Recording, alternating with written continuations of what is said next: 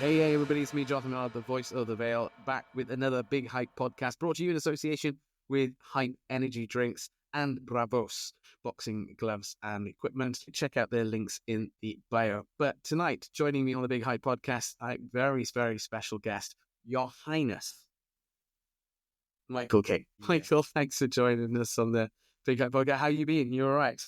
Thank you, Jonathan. Yeah, I'm good, man. I've been good. Can't complain. God is good. God is good. Can't complain. Well, it's been a while since we've been, as I said, when you jumped on and you came on, it's been a while since we've been in the same room, the same arena. And as I said, and I'll say it again, you're doing phenomenally well. Your trajectory is shooting up in the right direction, and to the tutelage of Al Siesta, and working with some great people at GBM. So anyway, before we get to that part, question we ask all people on this podcast is, how and why did you get involved in boxing? All right. Thank you for the question. Quite simple for me. I got into boxing because of money.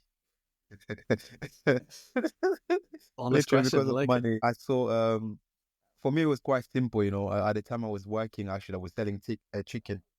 And then at KFC, I saw Floyd Money Mayweather Jr. fighting against Conor McGregor. Yeah, that was the first fight I saw about boxing, and then it blew my mind. I saw the paycheck.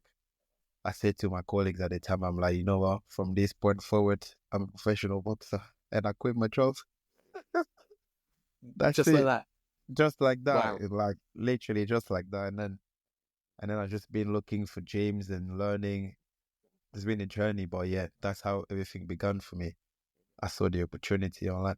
Pretty much, they sold the gospel to me, Conor McGregor and Floyd. They sold this boxing to me, and then that's it. I was in, just like that. You say it's been a long journey. I mean, there are probably numerous stories you can say about how it all started, but one of the ones that comes to my mind is that a lot of people, you say this yourself, is that you started off sleeping in your car to try and make it. You just decided to walk into the gym one day and, as you say, follow the dream. Not really an amateur pedigree in that capacity. So tell us a bit of how that all started. How did you get first? How did you get to your first gym? How did you get your first fight? How did that all come about? Yeah, I pretty much after watching commercials about the fight, I just went on Google, and at the time I was staying in West London at the time, and I Googled like gyms, a boxing gym near me. I saw one gym, I think it's a amateur boxing gym, All Stars. So I went there.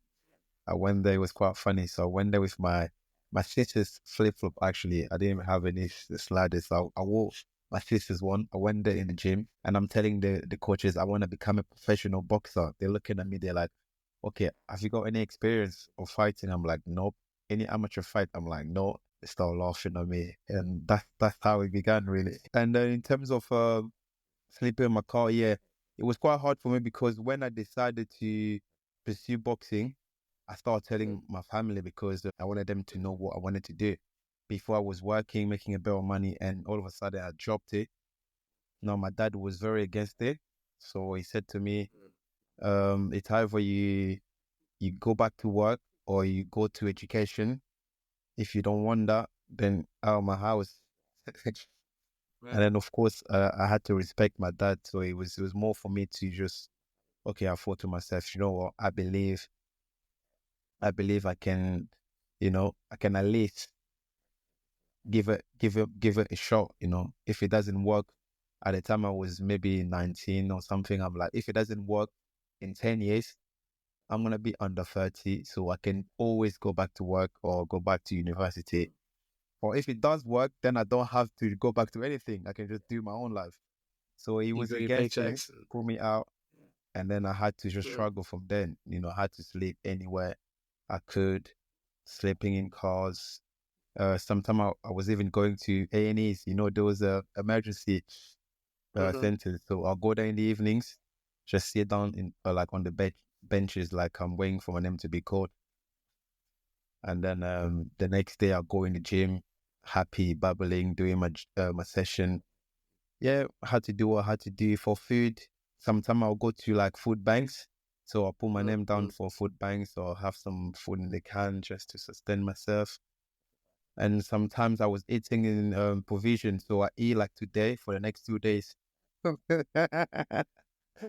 don't know why I'm laughing, but yeah, it's looking back at it is sometimes I look back at it, I'm like, wow, I've come a long way, Yeah. and then I've got another long way to go ahead. But it's nice because it gives me that a little um just motivation that, you know what, I came from nothing, and at least I've got somewhere, and if I push it, I can get to where I want to go. So yeah. You hear stories of entrepreneurs and business owners and other things who have gone through, put themselves into positions like that to get what they wanted to. Jeff Bezos probably, I'm going to compare that sort of thing. Jeff Bezos worked out of his garage before Amazon became the thing it is today. So you do hear those stories, and this is, again, a rags to riches kind of story in this capacity. You're laughing about it, and you're seeing how that has changed your life and how that boxing has changed you. So thank you so much for sharing that, and thank you very much. So after this sort of start that you had in the career, you finally turned over to professional boxing, and this was a few years after you started. That was in 2019. Sound Yeah, about right? yeah, that's about correct. Basically, that's when I had my first fight. But I actually had my license in 2018. I was meant to fight 3 times. When I signed my professional contract, I was with another promoter, and it was a promoter slash manager, and they gave me this ticket deal, like you got to say ticket for you to fight. Yeah.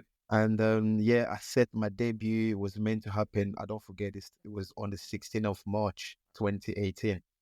And then yeah, I had to sell a ticket. I didn't even sell a ticket to myself.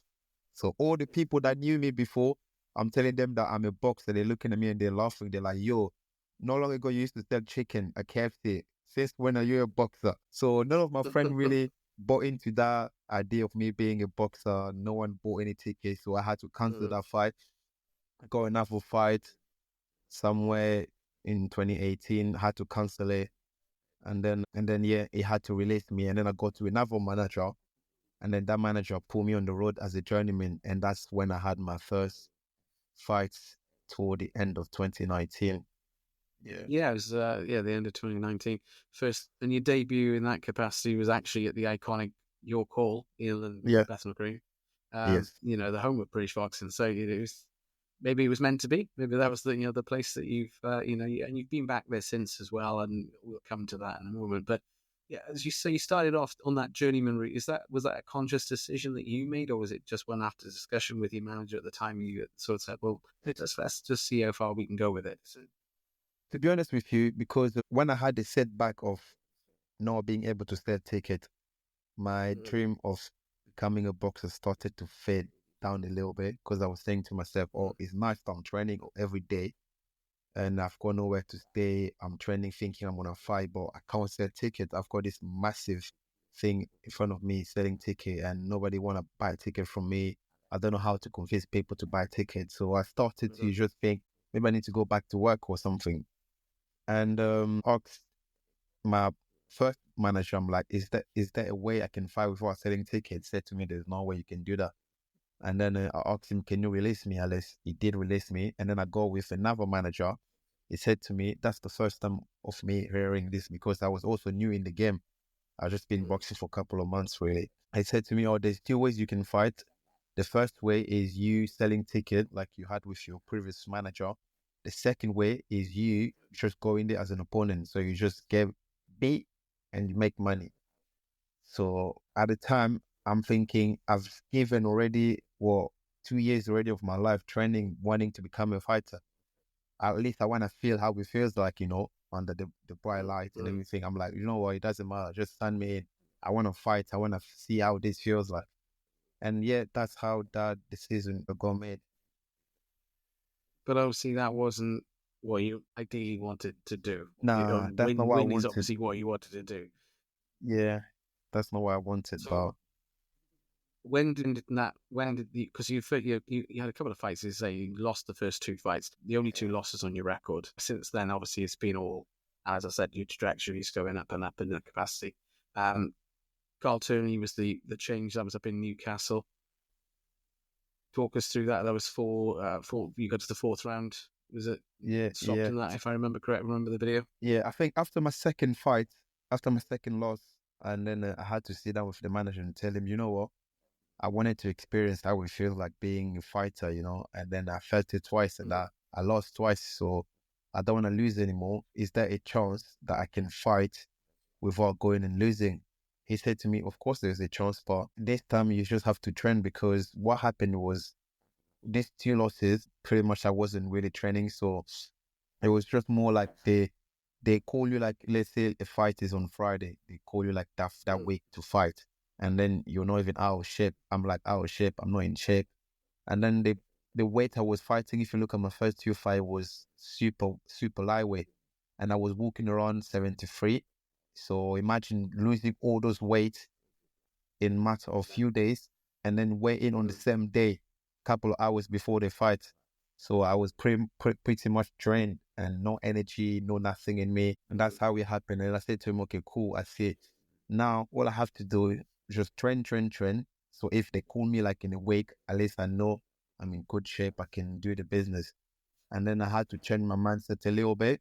So I had to treat this boxing like not a 9 to 5, but like a 7 to 7 kind of thing. So I'm always training, I'm always ready, just in case there's anything that comes, I'll be able to at least handle myself in a good way. The fight in Newcastle, I think one day I spoke to Peter Fury, and then he asked me to come down to Manchester. I went there, we spoke a little bit, and then he said to me, okay, I'm willing to help you out for the next few fights, as long as I'm training, because I think he was training the girl at Savannah and another girl.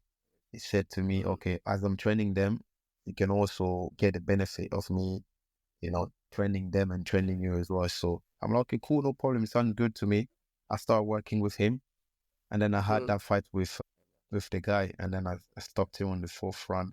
So that everything got changed by then. I was eating good, training regularly, and then I had a strength and conditioning coach, which I never even knew before that there was such thing. And then So things working on started my turning at that point. Yes, those things started turning at that point. Some people things came started into to your lives, and yeah, again, who exactly. believed in Things what you were started able to do.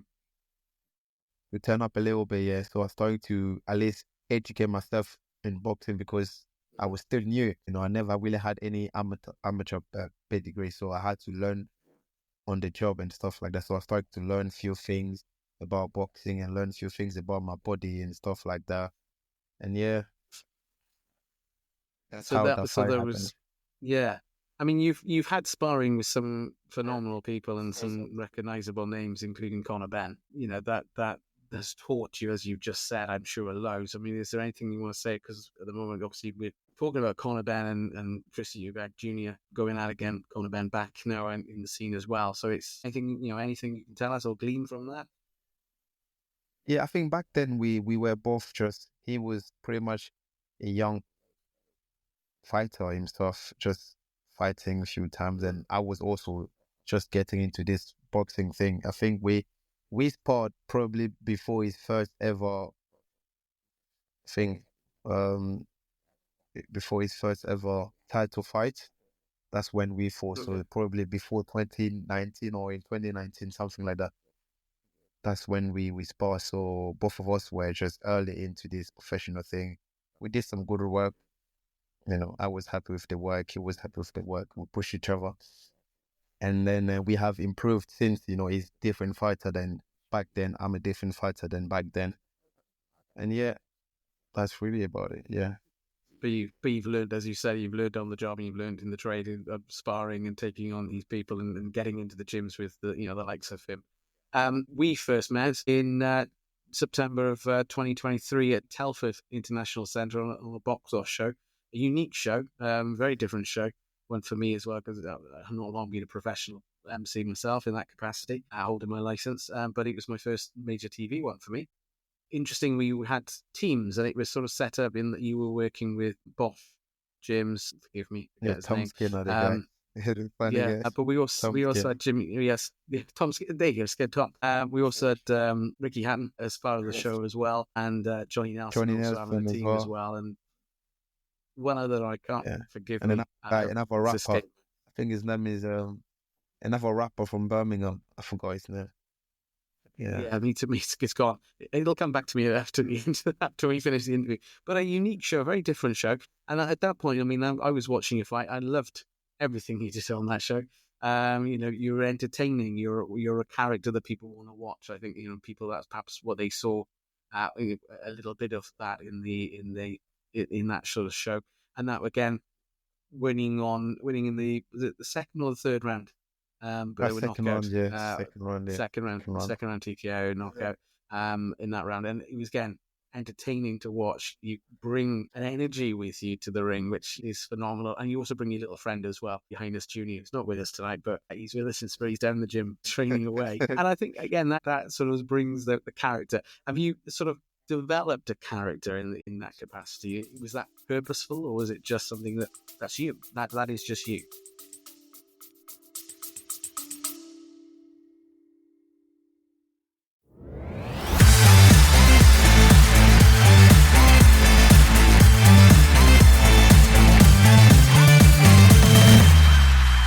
Big Hype Podcast, sponsored by Hype Energy Drinks.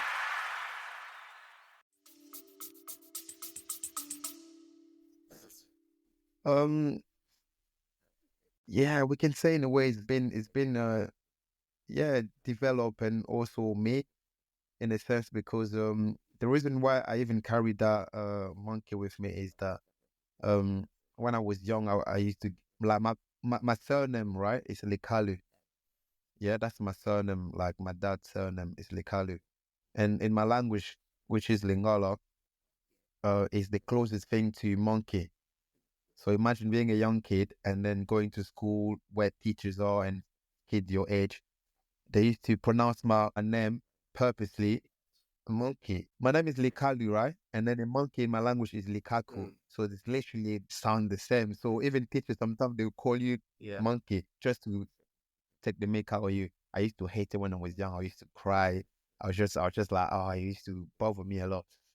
And then I remember there was a time where I'm just during lockdown, couldn't go anywhere. I went to a store.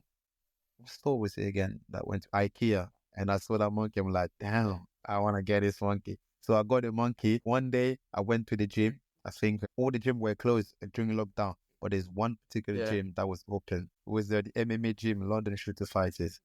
So I started training with them around lockdown, so 2020. And then I went to the gym and I brought my monkey with me. And they start asking me, why you have a monkey? I'm like, I just like the monkey, blah, blah, blah. They told me, what's the story behind this? So I tell them the story. They're like, wow, yo, this could be big, man. Yeah. And then people like Michael Venom Page started to give me ideas. They're like, yo, bro, you can actually turn this into something. I'm like, you reckon? He's like, of course you can. You're a bubbly character, you're very energetic and stuff like that. You look at you come with a monkey in the gym. Who does that? Who brings the monkey in the gym? I'm like, wow, this is interesting. I was like, to think of it. And then one day I said to myself, do you know what? That's it. Anywhere I go, I'm gonna bring this kid with me. Anywhere I go. And that's how it really began. And then I developed it throughout the years. And now it's more like it's like it's like a good luck charm. So everywhere I go, I bring it with me. Yeah. Sorry, I didn't mean to cough there, mate. I was going to say you already took the words out of my mouth. That's why I coughed probably.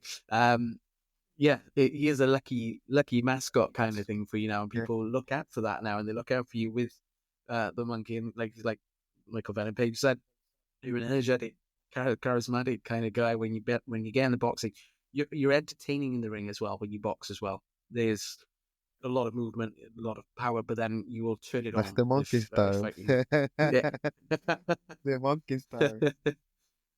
So after that, we sort of we signed. Did we sign it with Al Siesta at that time? Is then he became a manager So at what that point happened? after that? What happened? So after that show, because the thing is, we done the semi-finals, right, when we met, and then everyone on that show, like all the teams, even my own team captain Tom Skinner thought I was a jerk because they think like, who carried this monkey? Everybody wasn't really thinking of me. So I beat the guy that was it was I think was undefeated. I beat him up, which was a massive upset to them, but not to me. So I beat him up, and then there's another guy on the same division that I was competing also beat his opponent. So we were meant to meet up in the finals, and the finals never happened. Yo, And they then never did.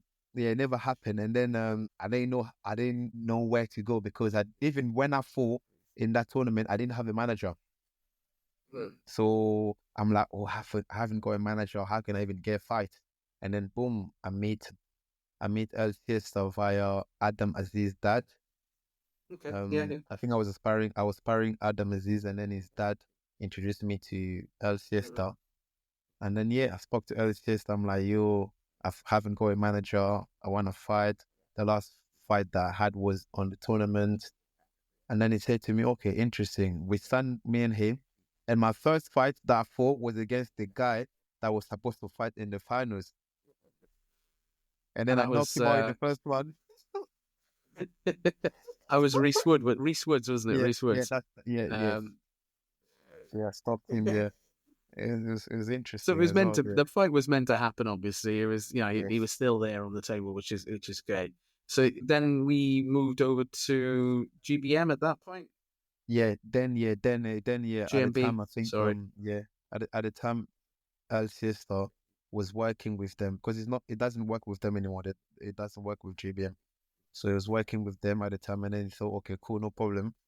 You're gonna have some fight with them. And I was like, yeah, sounds good. You're the manager, And then I had few fights with GBM, which I stopped 2 people in that on their platform, which was the Wood guy and then the Argentinian guy.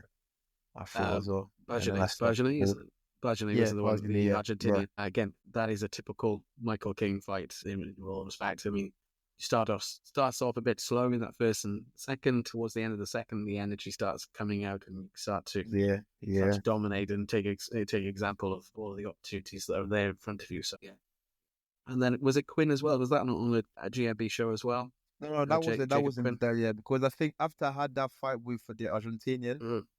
And then again, boxing, the way boxing is, there's always some politics and there's always this and that. We wasn't getting along with GBM anymore, so we had to do our own thing. So I went to challenge Quinn actually on his backyard, on their show with his promoter in a way in his town. And then we fought there. Me and him, we had like good air round. And then that was the first time I went the distance because we wanted to get a distance as well. So I was happy with going for the full air round with Quinn. And that's what happened next. And then that brings us almost up to date where we had a fight in the tail end of 24 in Russia, was it? Yeah, Poland? In Russia, I had 2 fights in Russia actually. Russia? I had two fights in Russia. Oh, sorry, I've missed that. I've obviously missed the fight. Sorry, my apologies. I missed that one. In the space of 30 days or less than 30 days, I had 2 fights in Russia. One of them was for. I only know the one. Yeah, one of them was for the I think IBA European belt. I fought against an Olympian, 2024 Olympian, very good Russian fighter. He's an Olympian. He's been boxing for many years. He's got massive pedigree. And I went there. That was actually the biggest upset because everybody thought, okay, cool, this Michael King is coming from the UK. He's got a few losses in his fight. Don't really have any amateur pedigree. So he's just like, this Russian guy is, of course, 7-0 as a professional. As an amateur, he's had well over 100 fights for everywhere, European, you name it. He's just going to walk through Michael King. I went there and it was the biggest upset. I won the belt, the IBA European belt. I won it. And then a few days later, I went to fight again in Russia in another city against one other guy from that promotion. I knocked him down twice, but you know the Russians sometimes, they didn't give me the decision, so they gave me a draw. Yeah, that was a split decision goal, wasn't it? Yeah. Look, I'm not going to criticize scorecards. Referees have a hard enough job as it is. But if that you've got your opinion on it, I'm just going to say what I can see on a piece of paper in front of me. So there you go. But obviously, you've won titles. Then you've had a bit of taste of gold. Is there something that is still left for you to achieve? Then, Mike, is there some of the things that you I want mean, you'd to be like honest, to like I get said done to you in in your the career? beginning, like I said to you in the beginning, like when I saw Conor McGregor and Floyd Mayweather making all these crazy millions, I said to myself, if I can make at least 1 million, I'm happy with that. So for me right now, the goal is to make that millions, and then I will try my best to get there. Once I get there, then we see if I still want to fight or if I've got another goal. Because for me right now, I want to put myself in the best position so that I can be able to fight for those big paydays. And then my manager is a very crafty guy, LCA star, so he knows what he's doing. Is getting me fights that slowly but surely getting me to those positions where they can now start mentioning my name when they're talking about like some welterweight prospect. So I'm happy. I'm going back to Russia again, by the way, in a few weeks to fight. Can I come with you as well? Can I come with you as well? I'll be a bodyguard. I'm not a very good bodyguard, but That would be even brilliant. I'm going back to Russia by on the same promotion that they gave me the drill offer. So I'm like, this time I So need to come. hopefully, This time I need to come there just to finish their guy. hopefully That's it. walking away with a win again on that one. So well, we hope anyway. So yeah. So but is there a piece of gold, the check? I'm sure my friend's got this idea. He's actually written the check and he's written the future date on it, and he manifests on that. He looks at it all the time. I get if that so it works for him. Hopefully it works for him. But obviously, is there a piece of gold, a piece of silverware that you would want around your waist? Ultimately, what if any belt out there at all? What belt would Mike like? To be honest with you, like I'm more of a I haven't got any belt in mind. Like for me, any belt is a belt to get. Like on my way to achieving what I want, those belts are just like bonuses, and I would take as much bonuses as I can along the way. But for me, it's not really what what wakes me up at 4 a.m. in the morning to go for a run. I want to become the WBC champion or W now. That's not my interest. For me, I want to be able to just put my family in a comfortable life, to change our financial circumstance. If I'm able to achieve that, for me, is more than becoming the WBA world champion. Of course, once you become it, that obviously you've got the chances of having those money. But for me, being able to just have that finance is what I'm going for. But I Get it. haven't got any Yes. belts in mind. Yeah, I haven't got any belts. For me, I'll take them all the belts. They're welcome. You kind of already answered my next question anyway, which is what would you like to do after boxing? I think you've already sort of said if you can do what you can in boxing and financially secure your family and yourself, then that's what you're going to do after boxing. I guess. Is that Yeah, something you've thought in a about way, beyond in that? a way, really, yeah. Because for me, like I see boxing like a vehicle to just make the money and bounce, really. And then like I see myself outside of boxing. I'm just a guy that likes to have fun. I like the company of my family, you know. And then I like to be very comical. I like to make jokes, you know. So there's a lot of things I can do outside of boxing, like you know. But for me right now, I'm not thinking of any other thing but boxing, until I get myself in a position where financially I can actually be able to do what I want to do. Then I've got more options. But for now, this is the only option I've got. I've got like this laser focus in boxing to achieve my target, and then after that, yeah, I know there's so many other things I can do, which is part of me, just Michael King. It's part of me. But after boxing, yeah, we'll think about it. Come on. Well, we wrap up the podcast in a tradition where we just ask you, what's your preference? It's not how you box or how you box or what you prefer. It's really just what's your preference on these very short questions, either or. I'll just start rattling through them, and then we'll see how far we get. Shall we? Okay, let's do it. Southpaw or orthodox? Oh, both. No, be greedy. One or the other. One or the other. Southpaw or orthodox? Which one? Go on. I'm a natural right hand, so orthodox. Yeah. Okay. Body shots or headshots? Me doing or me receiving? Which one? Whatever you prefer. Whatever's your favorite. What's your favorite? Right, free right to the body. Yeah. Train alone or with a partner? Train alone. Heavy bag or speed bag? Heavy bag all day. You're an early bird or a night owl? Early. Underdog or favorite? Love the underdog. Love it. Boxing gym or training outdoors? Training what? Training outdoors. Oh no, in the gym. It's too cold in the gym. gym. Yeah, that. Fair point. I'm not going to argue on that one. Short and powerful punches or the long and technical punches? Long and technical. Yeah, keep it clean. Okay. Fight dirty or fight clean? My head, Fight clean. Loud crowd or quiet atmosphere? Oh.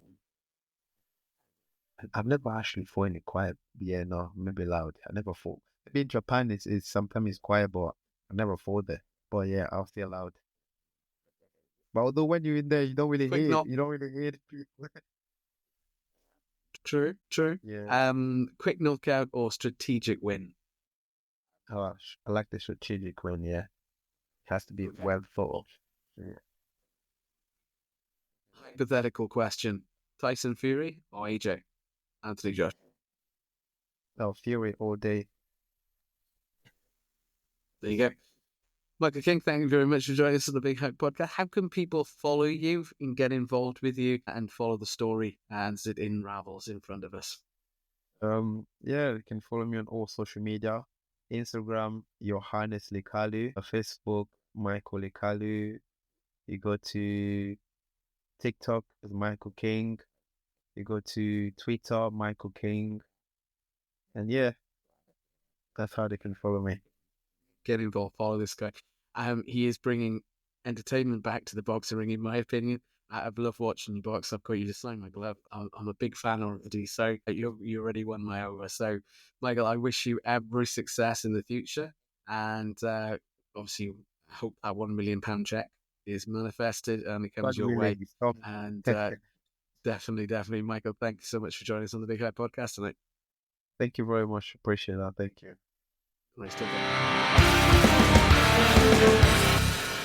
Hey, I hope you've enjoyed this podcast. Please don't forget to subscribe and like this and follow this on all of the platforms that you're following your podcasts on, and keep it locked in for every Tuesday at 12 o'clock. We'll be launching a new podcast. So keep it on the Big Hype Podcast.